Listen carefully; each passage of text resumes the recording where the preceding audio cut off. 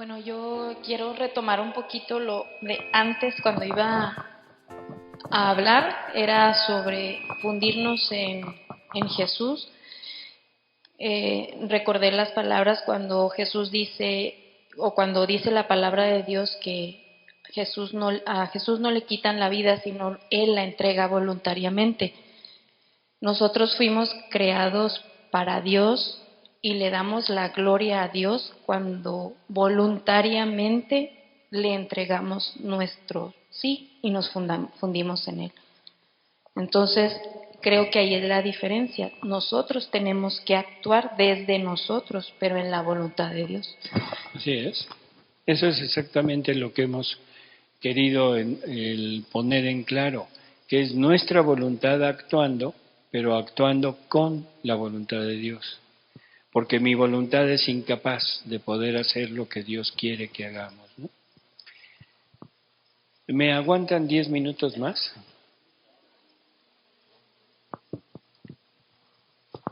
Dice, casi siempre cuando oímos esto de la divina voluntad, nos viene una idea de por qué no conocí esto antes. Bueno, las personas que logran entender qué es esto, inmediatamente viene esa idea de decir, ¿por qué no conocí esto antes? ¿Por qué lo vine a conocer hasta ahora? ¿Por qué? Porque tengo 30, 40, 50, 80 años y pensamos que ya no va a haber tiempo suficiente como para poder llevarlo a cabo.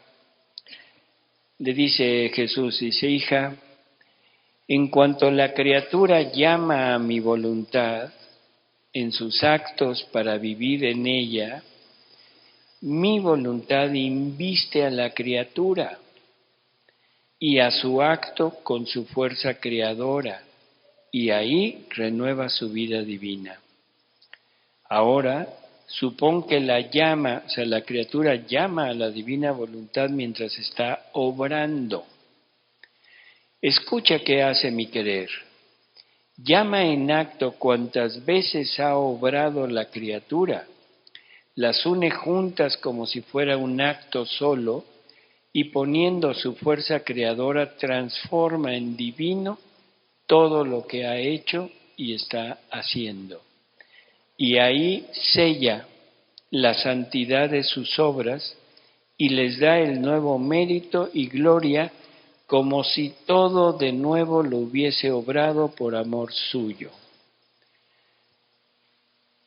Cuando la divina voluntad entra en un alma y ya para hacer vida, o sea, quiere decir que de ahí en adelante la criatura no se va a salir, ojo con esto, porque es cuando la criatura se decide a hacer vida continua y Dios sabe que no se va a salir, en ese momento la vida divina se extiende en el alma, pero no es de hoy para adelante. Porque entonces la vida divina traería un chipote, una joroba de vida humana. No, se extiende a toda la vida de la criatura y ahí la pone como vida divina. Lo único que pasa es que los méritos que le corresponderían por los actos que debería de haber hecho la criatura, esos no los obtiene, porque no fueron hechos por la criatura. Pero el sello de vida divina se los da. Y todo lo anterior logrará los méritos que haga la criatura de hoy en adelante. Así que hasta donde lleguemos, hasta donde podamos llegar en esta vida divina, es lo que se nos dará como mérito de toda nuestra vida. Increíble, de veras increíble, cosa que la santidad humana no hace. La santidad humana no es vida, la santidad humana es adorno, es una medalla, ¿sí? Pero no es vida. Las virtudes no son vida, son adornos. No sé si eso se entiende. O sea, una virtud se extiende en el momento que se está actuando la virtud. Por ejemplo, la obediencia. Alguien es obediente mientras existe alguien que le mande algo. O puede ser que sea obediente siguiendo la voluntad de Dios. Totalmente de acuerdo. Pero cuando respira no está obedeciendo. Cuando está haciendo la digestión no está obedeciendo. Tenemos 3,000 billones de células en nuestro cuerpo. No sé si alcanzamos a imaginar la cifra. Es increíble. Y cada célula tiene actos. Acto de alimentarse, acto de excretar, acto de reproducirse y unida con otras células forma órganos. Y el órgano tiene actos, producir sustancias, hormonas, en fin. Es toda una inmensidad de actos. En cada uno de esos actos debe estar la virtud. No alcanza, la obediencia no entra hasta allá, no es vida. Pero la divina voluntad produciendo esos actos es vida que pone divina en ellos. ¿Cuántas vidas divinas se podrá tener? Una idea que da Jesús en una frase, a mí me encanta en lo personal, dice que cuando la Virgen llegó al cielo, eran tantas las vidas divinas que llevaba con ella como propias que no cupieron en el cielo y se desparramaron por toda la creación. ¿Qué nos dijo? Wow, era Dios mismo. Era Dios mismo. Así que la virtud no tiene esta capacidad. La divina voluntad se vuelve vida de la criatura y todo lo anterior cobra los méritos y el sello de vida divina de aquí en adelante.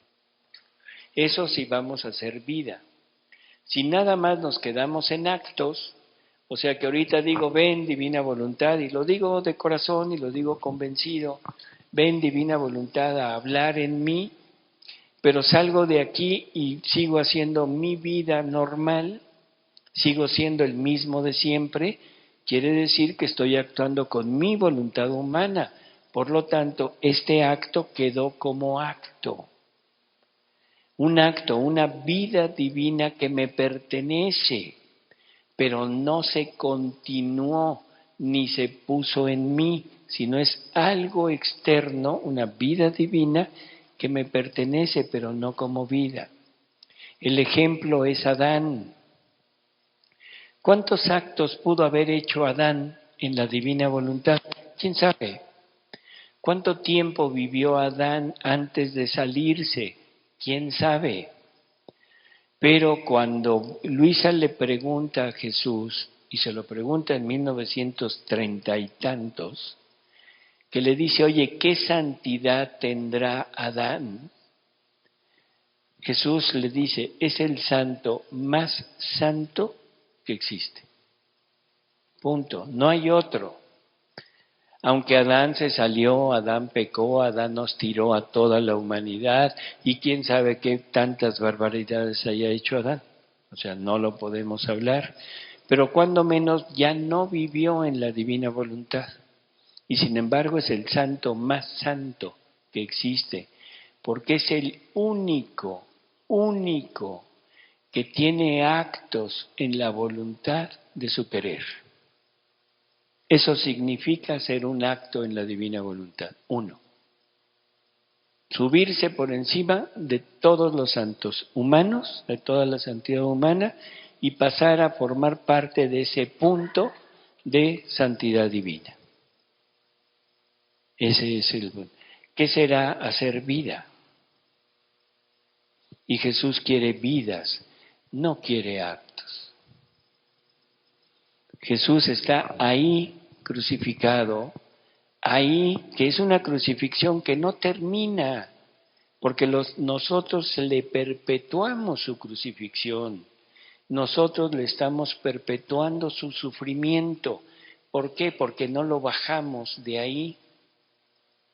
Porque Jesús se quedó en la Eucaristía, pero se quedó para llegar a mí, se quedó para que fuéramos a Él a liberarlo de esa prisión, porque la hostia es una hostia muerta. Y que se entienda la palabra, no para que no se escandalice. Muerta en el sentido de que no tiene nada que darle o prestarle a Jesús para que Jesús pueda llevar a cabo sus acciones. La hostia no tiene una boca para que Jesús pueda hablar. La hostia no tiene pies para que Jesús pueda caminar. La hostia no tiene manos, brazos para que Jesús pueda obrar. Está prisionero dentro de la hostia. Es un Jesús, sí, un Jesús completo, cuerpo, sangre, alma y divinidad, pero atrapado en aquella forma. Y se quedó ahí para que nosotros fuéramos y lo liberáramos, tomándolo para que se libere y pueda estar en una hostia viva, que nosotros tenemos boca para que Jesús hable, tenemos pies para que Jesús camine. Jesús quiere bajarse de la cruz para estar en nosotros. Por eso está en la cruz, por eso se quedó en el sagrario y por eso aguanta la serie de ¿qué hacemos? Por eso se quedó, pero se quedó para que lo vayamos a liberar y que nos conduela un poquito la actitud de Él, ese amor infinito que nos tiene, que nos aguanta en presencia de Él pensando en tontería y media, que nos aguanta cuando lo hemos recibido y nos paramos en la cola a saludar a la comadre. Nos aguanta cuando está en nosotros 10 minutos, no va a estar más. Porque a los 10 minutos la vida real de Jesús se va. Cuando la especie se consume, se va la vida real. Viene 10 minutos a estar conmigo y le empiezo a pedir. Dame esto y dame lo otro, y fíjate que mi esposo no tiene trabajo, y oye, y que a mi primo, y que se alivie fulanito, y que, a decir el pobre, decir ya, que se consuma rápido. O sea, no entendemos, y en el mejor de los casos, cualquiera de dos. O llego y me pongo a cantar, y dice uno, wow. O llego y me paro enfrente de un santo, de una estatuita de un santo, y empiezo a rezarle al santo. Y dice uno, órale, perdón por el órale. O sea, ¿se entiende? Ese es Jesús sacramentado. No es un ritual, es una cosa real. Y Él merece que se le pague en amor por eso, que se le pague por todo el sacrificio que Él está haciendo en la hostia. Y el único que le puede pagar es el alma que vive en la divina voluntad. Es el único. Nadie que viva en voluntad humana tiene capacidad de pagarle en forma divina al amor y al sufrimiento que tiene en la hostia. Nadie. Por lo tanto, la comunión se vuelve más necesaria para el alma que vive en la divina voluntad que antes. Porque ahora la comunión del alma que vive en la divina voluntad también es para Jesús. Porque ahora el alma que vive en la divina voluntad le puede pagar. ¿De acuerdo? Se liberaron de mí.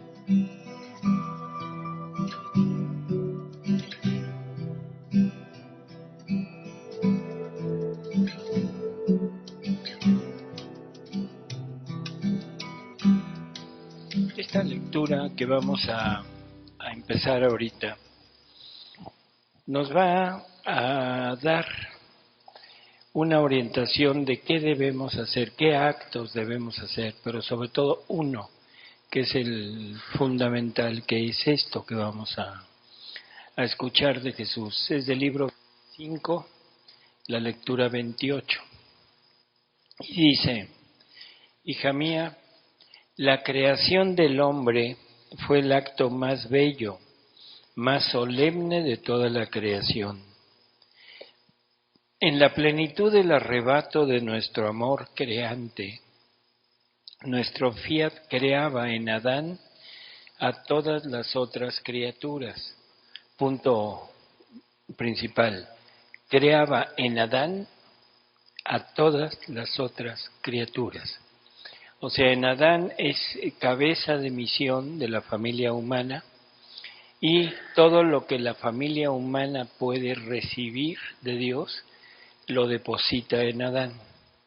O sea, es el acto primero de creación de Dios. En ese insuflar en Adán nos está poniendo a todos, no en forma personal, sino en forma de todos los atributos, y todo lo que debemos y podemos recibir lo puso en Adán.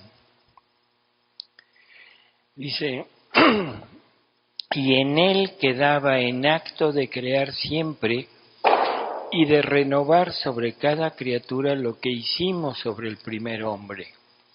O sea, en Adán está el acto creante de Dios para que nosotros podamos acudir ahí y recibir este acto único de Dios hecho en Adán.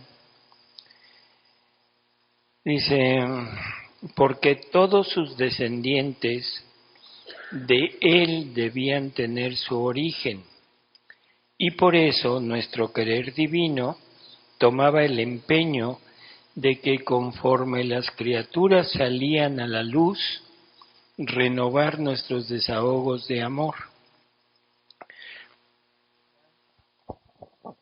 poner fuera todas nuestras cualidades divinas y hacer nuevos desahogos de bellezas, de gracias, de santidad, de amor sobre cada una de ellas. Así que cada criatura debía ser una nueva fiesta para nosotros, la bien salida, la bienvenida y la feliz agregada en la familia celestial. Dice: oh, cómo nuestro fiat divino gozó al ponerse en acto de dar siempre a la criatura y de renovar la magnificencia, la sublimidad y la insuperable maestría que debía tener sobre cada criatura. Pero como Adán se salió de nuestro querer divino, sus descendientes perdieron el camino para venir al primer acto de la creación del hombre. Punto importante. Para poder recibir lo que Dios quiere darnos, deberíamos de haber acudido a ese primer acto, a ese primer momento de la creación del hombre, para encontrar en Adán ese soplo de Dios que puso en él, para que ese soplo nos diera a nosotros la parte que nos corresponde. Si se entiende, porque Adán es el primogénito de todos nosotros, es cabeza de misión.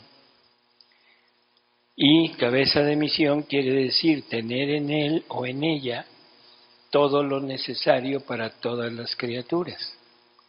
María es cabeza de misión, cabeza de la misión de redención.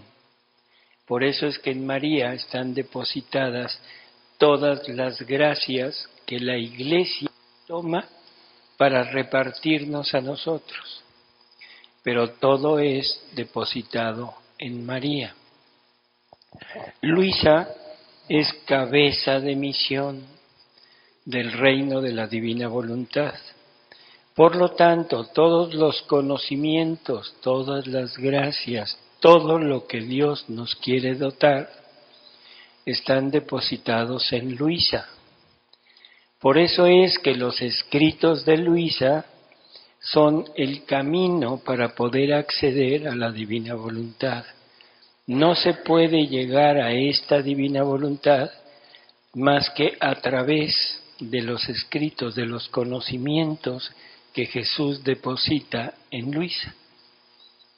¿Sí se entiende? O sea, necesitamos acudir a esa fuente para que tengamos en nosotros el conocimiento completo de lo que Jesús quiere y cómo es que lo quiere. Lo que hablábamos hace unos momentos, cómo obrar, cómo rezar, qué actitudes tomar. Ahora las debemos tomar de lo que Jesús nos dice a través de Luisa. Él reza, pero reza como rezo yo.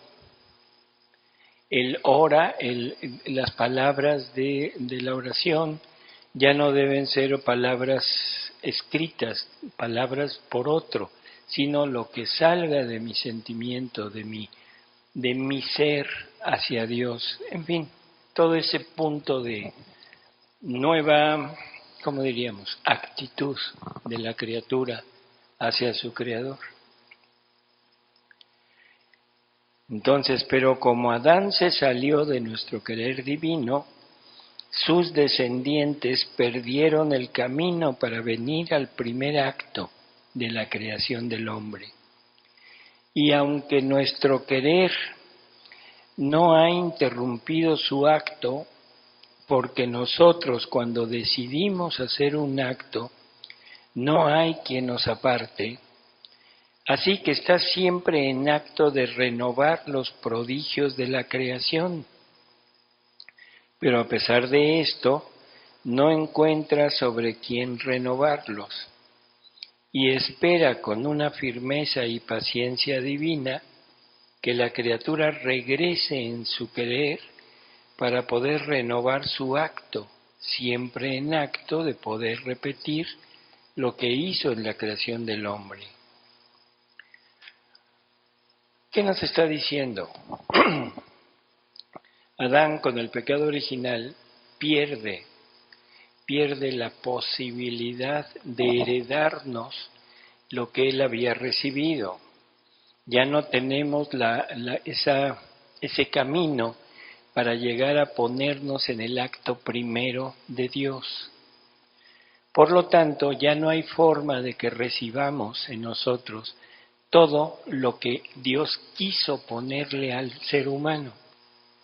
Pero ahora, en la divina voluntad, ya tenemos nuevamente la posibilidad de ponernos en ese acto por medio de un giro. O sea, el ponerme a meditar en ese momento de la creación de Adán, en el momento en que Dios está creando aquella figura y le está insuflando su propio ser para recibirlo nosotros. Y eso es lo que le va a decir a Luisa. Dice, y aunque espera a todos, encuentra solamente a su pequeña hija, la recién nacida en mi querer divino, que cada día entra en el primer acto de la creación del hombre, cuando nuestro ser divino hizo desahogo de todas nuestras cualidades divinas para hacer del hombre el pequeño rey y nuestro hijo inseparable, embelleciéndolo con nuestras divisas, para hacer que todos lo conocieran como el más grande portento de nuestro amor. Hija mía, si supieras con cuánto amor espera que cada día tú hagas tu pequeña visita en aquel Edén, donde nuestro fiat, llevado por un ímpetu de amor, se puso en actitud de fiesta para crear al hombre. Dice, oh, cuántos actos reprimidos tiene en sí, cuántos suspiros de amor sofocados, cuántas alegrías contenidas, cuántas bellezas encerradas, porque no hay quien entre en este acto creante para tomar los bienes inauditos que quiere dar. Y viéndote a ti que en su mismo querer divino tienes el camino para llegar al acto de la creación del hombre, oh, cómo se alegra y se siente atraído como por un potente imán para hacerse conocer por las criaturas, a fin de que haciendo reinar mi divina voluntad en medio de ellas, encuentren el camino para llegar al primer acto de la creación del hombre, para no tener más reprimidos en sí los bienes que quiere dar a las criaturas. Oh, si supieran cuántos nuevos actos creantes, uno más bello que el otro, está por crear y sacar de sí mi fiat divino, para verterlo sobre cada una de ellas, cómo se apresurarían por entrar en mi querer para recomenzar su vida en él y recibir sus bienes infinitos. ¿A qué nos está invitando?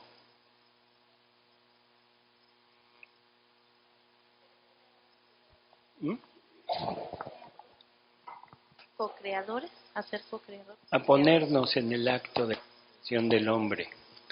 Y nos lo está recomendando como el primer acto del...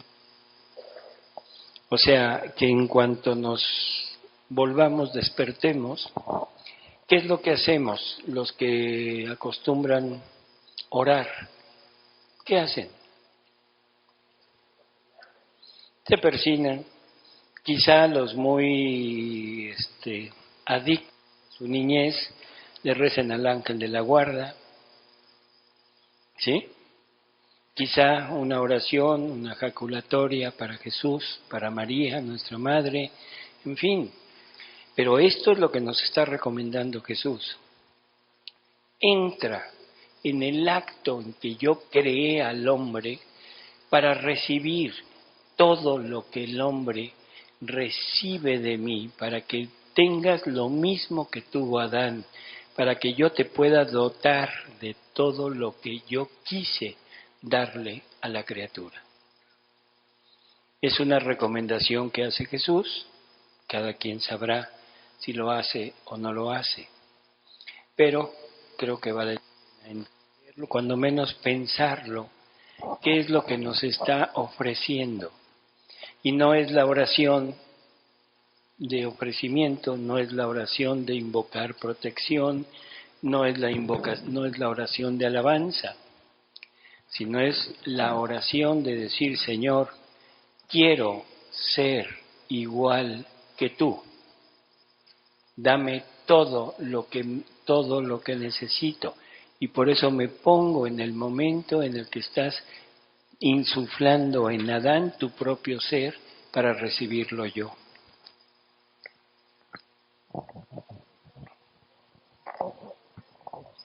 Es conveniente aprender a dar giros.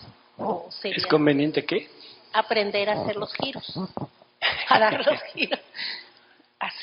Ya aprendió, póngase en el acto de Adán, punto, de la creación de Adán. ¿Cuál es el problema? Así nada más con decir. Con que no necesita ni decirlo, piénselo. Muy bien, gracias. Esta lectura es también para ver la potencia del alma que llega a vivir en la divina voluntad. Porque a todo mundo, cuando le dicen la palabra demonio, ¿qué piensa? En el demonio, sí, claro. ¿Qué respuesta? Guau.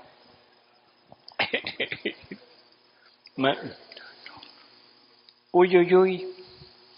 Y si acaso de repente en la noche se nos aparece una cara así horrible, o de repente oímos que algo se mueve, cadenas que se arrastran, cosas que se caen, ¿qué hacemos? ¿Se pone a rezar? Bueno, está bien, pero cuando menos se sale, ¿no? Así rezo, pero afuera. En fin, casi todo mundo le tiene un temor tremendo al demonio, porque esa es otra de las malas interpretaciones que hemos hecho de todo lo que Dios nos va revelando y de todo lo que existe. Ese demonio que Luisa misma en su infancia le tiene un temor tremendo y se pasa muchos años de su vida teniéndole miedo, y ella veía al demonio en cada cosa que se movía. Y el problema es que el papá era el que cuidaba una hacienda y se los llevaba al campo. Entonces se movían las hojas de los árboles y la pobre salía corriendo a rezar un Padre Nuestro por cada cosa que ella sentía para que no se le apareciera el demonio. Después Jesús la pone a pelear con el demonio y la pobre sufre infinitamente. Pero al final el demonio es el que sufre y el demonio es el que le huye a Luisa. Yo creo que cada vez que el demonio veía a Luisa se ponía a rezar un Padre Nuestro. O sea, no sé si lo haya hecho, pero bueno. Entonces en esta lectura es curioso porque dice: continuando mi habitual abandono en el fiat, me he encontrado fuera de mí misma y con sorpresa he visto al enemigo infernal junto a mí, como si se quisiera lanzar sobre de mí. Yo he sentido tal fuerza de ponerme sobre de él, y conforme me ponía sobre él, así quedaba vencido y hecho pedazos. Yo me impresionaba y pensaba entre mí: desde hace mucho tiempo que no lo veía. Es más, si me veía, huía de mí. Y ahora, ¿qué cosa quiere con este acercarse? Y mi amable Jesús, moviéndose en mi interior, me ha dicho: hija, el alma que posee mi fiat divino tiene tal potencia que hace pedazos a la potencia diabólica. Y yo he permitido que tocaras con la mano, que sólo con ponerte sobre de él ha quedado destrozado, a fin de que no le temas, y que él sintiese la potencia de quien posee mi querer, que dispersa como polvo al viento la fuerza diabólica. Por eso no pienses en él y continúa la vida en mi fiat, porque tú debes saber que cada oración, cada acto y movimiento de quien vive en él, encierra dentro una fuerza y un peso infinito e incancelable, y lo infinito se extiende por todas partes. Contiene la virtud productora de todos los bienes, abraza la eternidad, encierra al mismo Dios. Por eso un acto hecho en mi querer es un acto que no termina jamás y tiene tal potencia que encierra cielo y tierra. Nuestro fiat, con su potencia infinita, encierra nuestra divinidad en el acto de la criatura, formando con sus velos de luz la más bella y deliciosa morada real a nuestro ser divino. ¿Por qué estamos hablando del demonio y de este poder de Luisa sobre el demonio? Y no vamos a decir poder de Luisa, sino poder de la divina voluntad en la criatura sobre el demonio. ¿Cuál es la razón de estar hablando de esto?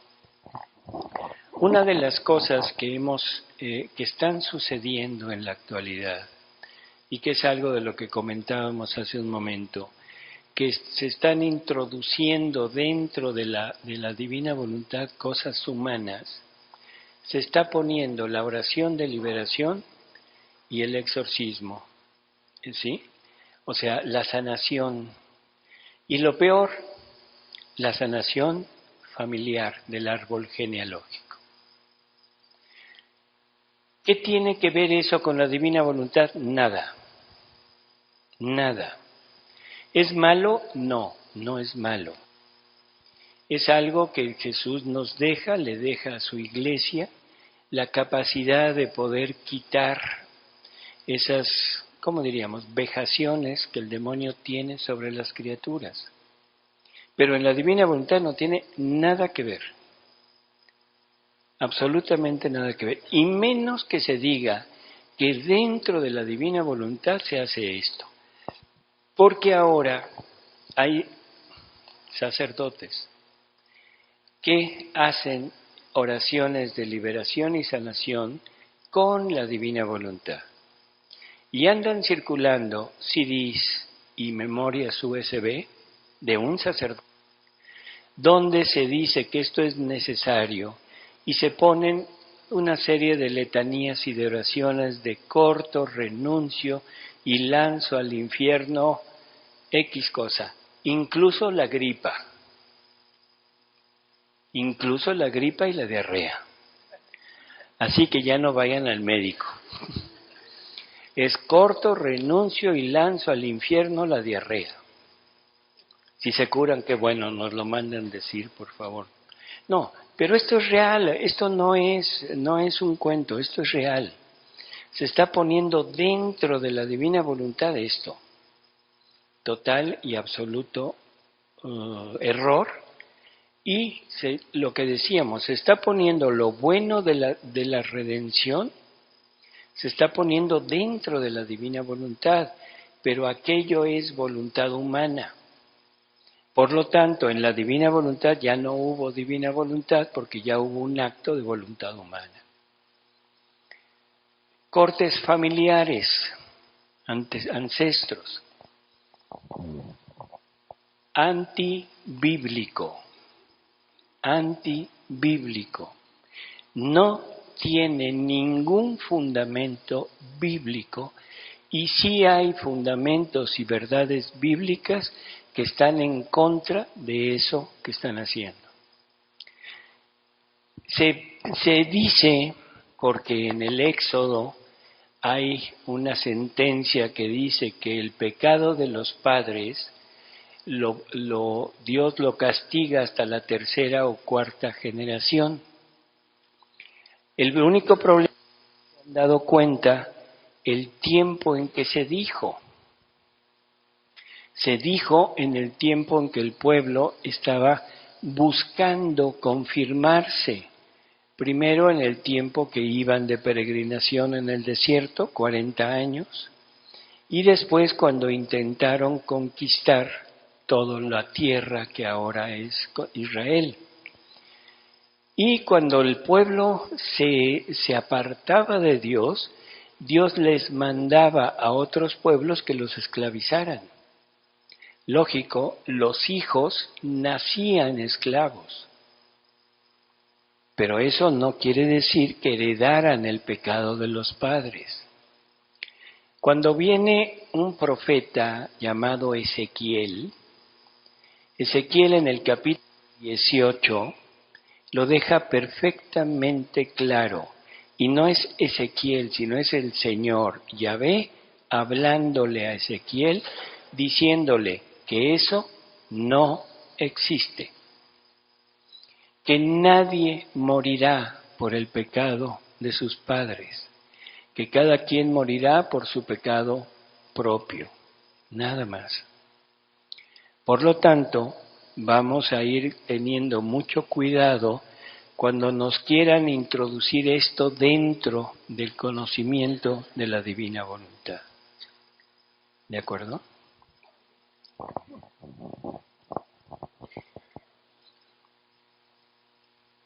Y ya saben, cuando se les aparezca el demonio, se le montan encima.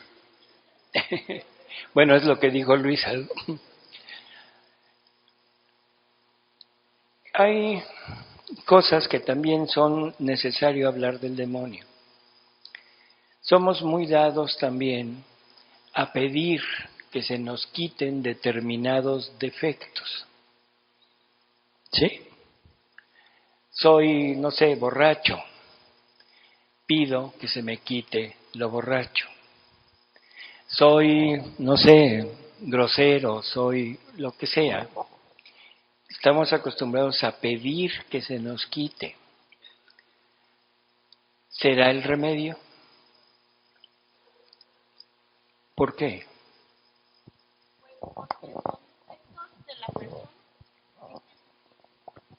son defectos de la persona, el ser iracundo, el ser mal hablado, son defectos que la persona ha ido procurando para sí. El ser mujeriego, Sí. o ser, ¿cómo le diríamos a la mujer lo contrario del mujeriego? Mujeriega. No. Hombreriega. Hombreriega. Hombreriega.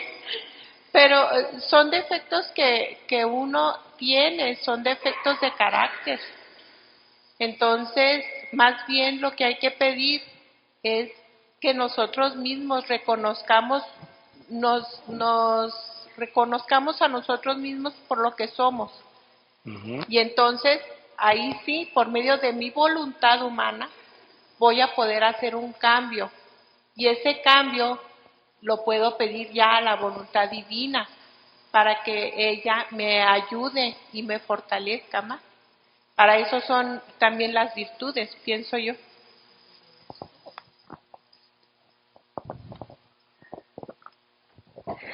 Son miserias que nos da Dios para que nosotros podamos desarrollar las virtudes, y dándonos esas miserias, o sea, nosotros reconociéndolas, al desarrollar las virtudes, pues ya de allí. Palomita, el ejemplo está en Luisa. O sea, si Dios está queriendo hacer esta obra enorme en Luisa, si este es el punto culminante de la acción de Dios en la criatura, lo lógico es que Jesús le hubiera quitado a Luisa todo esto. ¿No lo creen?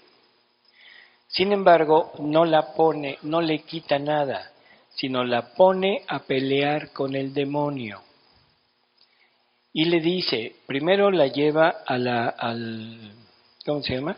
Todos los primeros pasos, que es el despojarse de todo, el desapegarse de todo, el empezar a renunciar a su propia voluntad, que le dice, ahora tienes que destruir tu propio yo, o sea, esa voluntad que tienes. Le da normas de vida para ir a la imitación de la vida de él. Y ya que tiene todo eso, le dice un día a Jesús, le dice, ahora, todo lo que has hecho hasta hoy es nada, ahora vamos a los hechos. Y ahora que mi amor te quiere purificar del todo, para no tener estorbo en morar en ti. Y para eso no hay otro remedio, no hay otra forma que ponerte en batalla con el demonio. Esto es interesante. ¿Cómo hacerlo si no es a través de la batalla con el demonio? Quiere decir que de otra manera no lo hubiera podido lograr. Y la tiene que poner a luchar con el demonio y le dice, donde creías perder tus virtudes, saldrás victoriosa y las tendrás como posesión tuya. ¿Qué nos da este pasaje? Que es necesario ponernos en batalla contra el demonio. Incluso Dios nos va a proporcionar esa, iba yo a decir gracia, esa desgracia de enfrentarnos al demonio. ¿Y qué es lo que el demonio va a venir a hacer en mí? ¿Qué viene a hacer? ¿Pero tentarme en qué?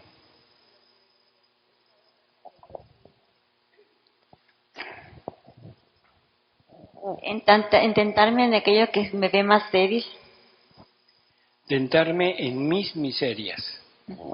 O sea, algo que yo tengo en mi interior, que es una miseria, y que él sabe que eso me lleva a obrar mal.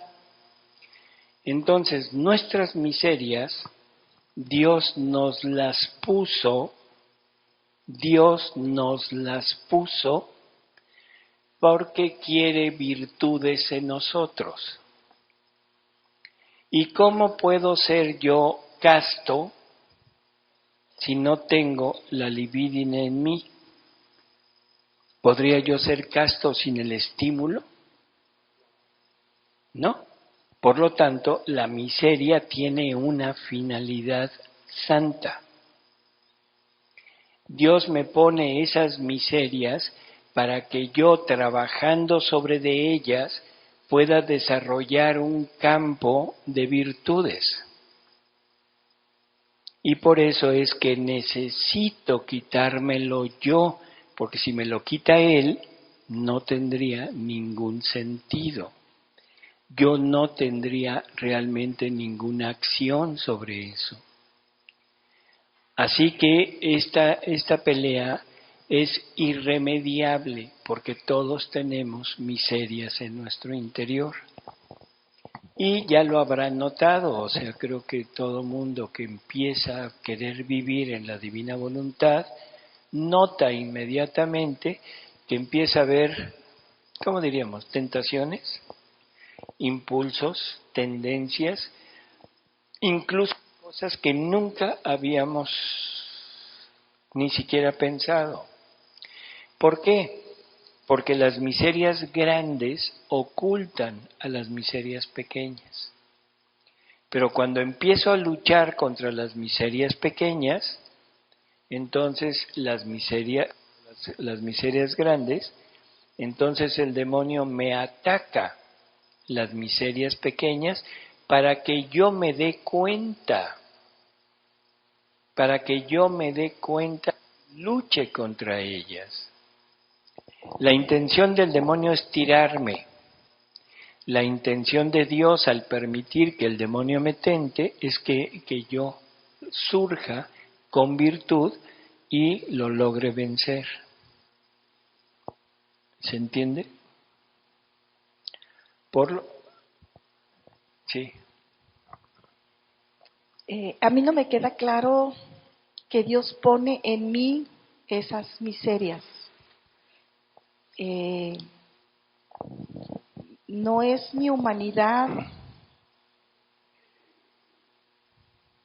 la que está de por medio y a través de experiencias me voy conociendo y entonces sí viene la oportunidad en que yo luche contra eso y venza. ¿Y de dónde salió eso o esa? Porque yo soy humana y por naturaleza soy pecadora, soy frágil. Ah, caray, por naturaleza. Wow. Entonces, es mi parte humana natural, no, porque la parte divina no. ¿Quién creó su naturaleza? Dios. Entonces,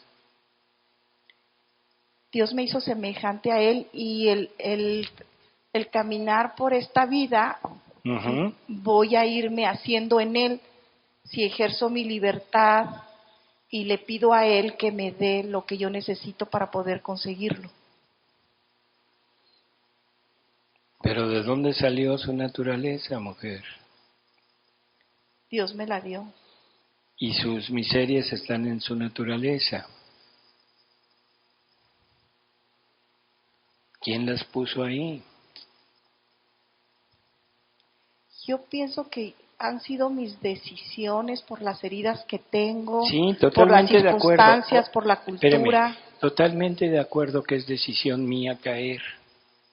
Ahí estamos de acuerdo. Pero ¿quién me la puso? Yo no me imagino un Dios que venga a ponerme miserias. A ver, voy a leer una puedo. lectura. Espérenme, vamos a leer una lectura para a ver si queda más claro. Está Luisa y dice: considerando mi miseria, la debilidad de la naturaleza humana, me sentía ser un objeto abominable a mí misma e imaginaba cómo soy más abominable ante Dios y decía entre mí: Señor, cómo se ha hecho fea la naturaleza humana. Y viniendo me ha dicho: hija, nada ha salido de mis manos que no sea bueno. Más bien, he creado la naturaleza humana bella, pero de apariencia engañosa. bella pero de apariencia engañosa.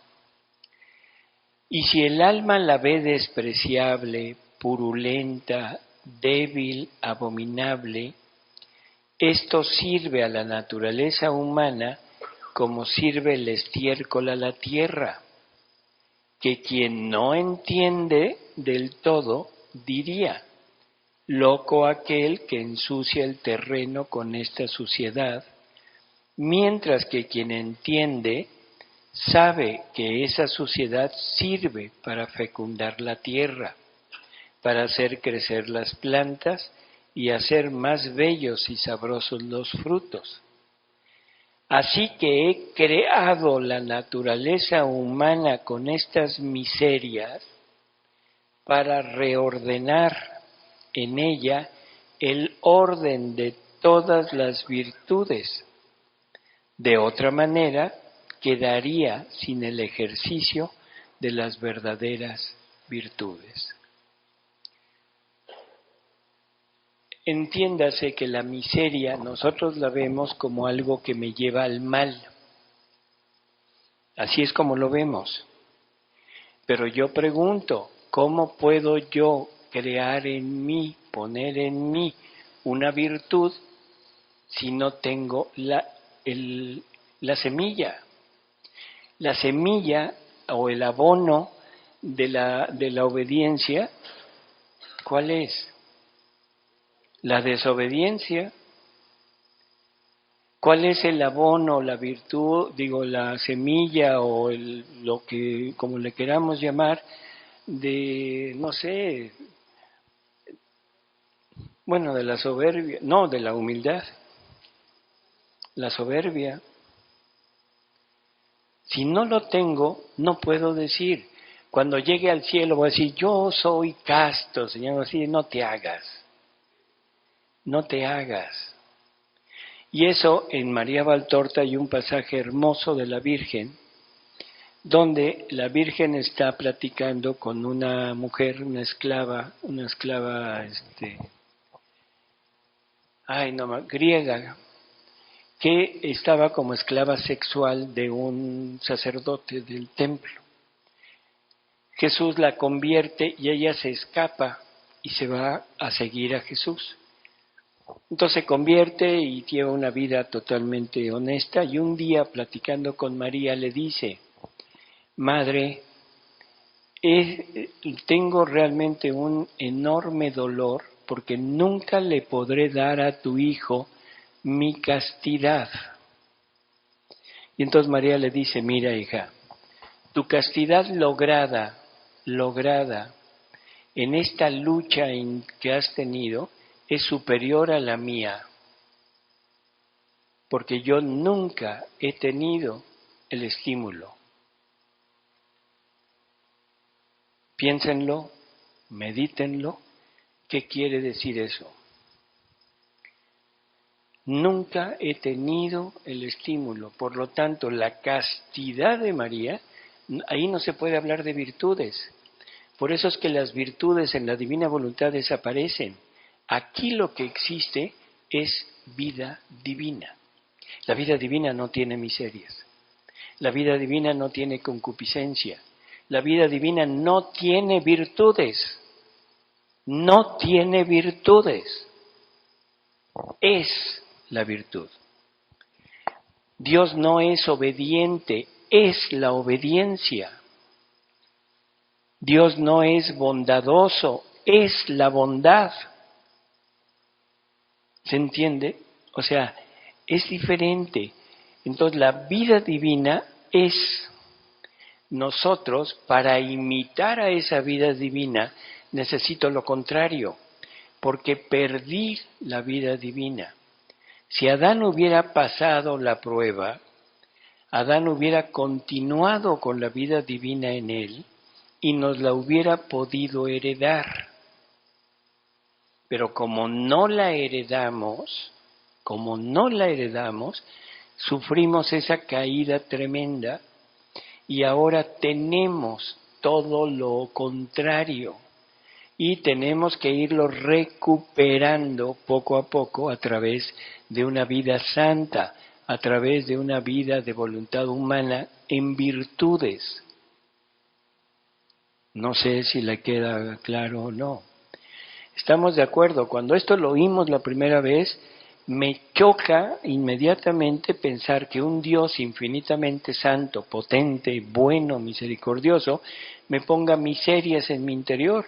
Pero ya oímos para qué. Me parecería horrible que Jesús haya puesto en batalla a Luisa con el demonio. Y uno dice, oye, pero ¿por qué? Porque necesita de la libertad de la criatura, necesita que la criatura se esfuerce en llegar a Él. No es gratis, no es gratis.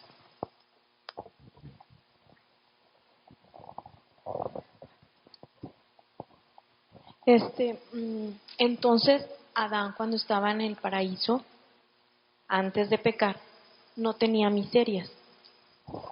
No, Las miserias son el vacío de esa íntima relación o esa fusión con la voluntad de Dios. Cuando él rechaza la voluntad de Dios, es cuando queda vacío y entonces aparecen las miserias. ¿Sí? este es un punto, bueno, vamos a entrar de una vez ya que estamos en esto.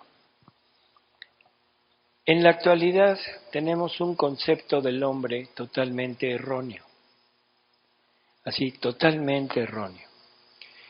Lo primero que pensamos es que así somos, ¿sí?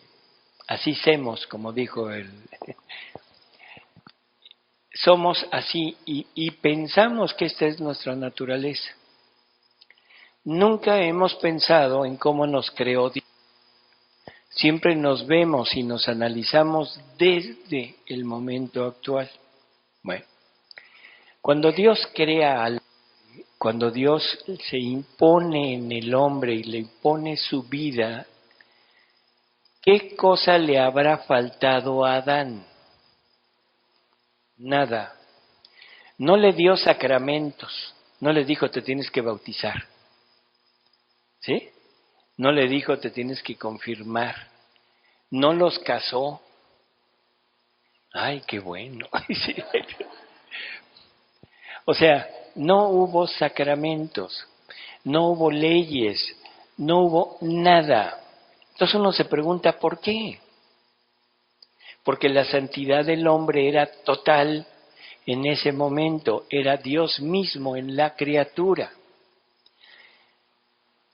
Si está Dios mismo en la criatura, y esto ya lo hemos hablado en otras veces, no creo que sea necesario el árbol de la vida, el conocimiento del bien y del mal, por qué cayó Adán, en fin, eso ya lo hemos comentado en muchas ocasiones.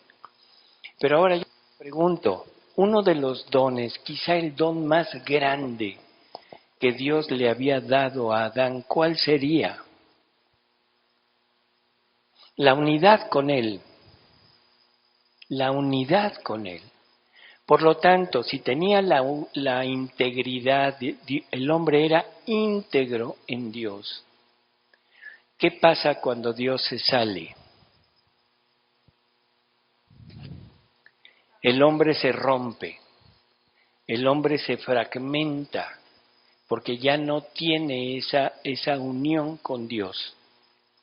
Entonces el hombre queda prácticamente en un mundo que no tiene la posibilidad ni de conocer y menos de dominar. El hombre ya no puede dominar sobre la creación. El hombre se empieza a enfrentar a una naturaleza que no conoce y empieza a enfrentar cosas que no tiene la menor idea. ¿Qué habrá pensado Adán cuando encuentra a Abel muerto? ¿Alguna vez han meditado? ¿Qué pasó? De repente Abel no llega, y Abel no llega, y Abel no llega, y en fin, después de un tiempo, no sé, X, pueden ser horas o pueden ser días, Abel no llegó. ¿Qué es lo lógico? Que salgan a buscarlo. ¿Qué encuentran? Un cadáver putrefacto. maloliente. Se acercan, no conocen la muerte. Se acercan, lo quieren despertar, pero no es eso, no despierta. Y si ya pasaron varios días, le empiezan a salir gusanos de dentro. Por favor, esto no es un relato inventado, no es fantasía, esto es realidad. ¿A qué se enfrentó Adán en ese momento? Por eso, pero ¿qué fue eso para él? Un golpe demoledor. Porque en ese momento entendió lo que era la muerte y lo que era separarse de Dios. En ese momento entendió. Y si lo encontró todavía fresquecito, se lo llevó cargando a su casa donde hubiera vivido, lo puso ahí y después lo tuvo que sacar por la podredumbre que estaba ahí adentro. ¿Qué golpe para Adán eso?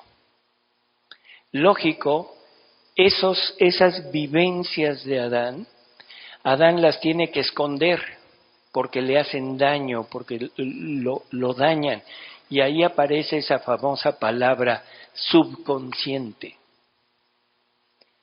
Algo en mi interior que me dice mi mente, no, quítalo porque eso te hace daño. Y lo mando allá abajo. Y empiezo a encontrar muchas cosas en el mundo y en la experiencia de esta vida que me van haciendo daño, que no voy queriendo tener y las voy escondiendo y voy viviendo lo que me gusta, lo que me agrada, lo que quiero, y eso es el consciente. Pero hay cosas tremendas, tremendísimas, que esas las paso al inconsciente. No quiero volver a saber nada de esto. Si yo fui creado a imagen y semejanza de Jesús, ahora yo les pregunto, ¿Jesús tendrá un subconsciente? ¿Jesús tendrá un consciente, un inconsciente? Entonces, ¿cómo puedo decir que soy imagen y semejanza de Jesús si yo tengo algo que Él no tiene? Eso es producto de la caída, producto de la caída. Y empiezo a fantasear, empiezo a crearme ideas dentro de mí que son acordes a mí, que son beneficiosas para mí, y empiezo a seguirlas como si fuera algo real. Y ahí me empiezo a inventar dioses, me empiezo a inventar deidades y le empiezo a hacer culto a, no sé, al árbol, al sol, al viento, al mar, a lo que sea. Y el conocimiento del verdadero Dios se quedó allá en el fondo porque había un recuerdo de un Dios creador, pero ahora revestido de 1000 estructuras alrededor que lo distorsionan. Y ahí venimos hasta el momento actual.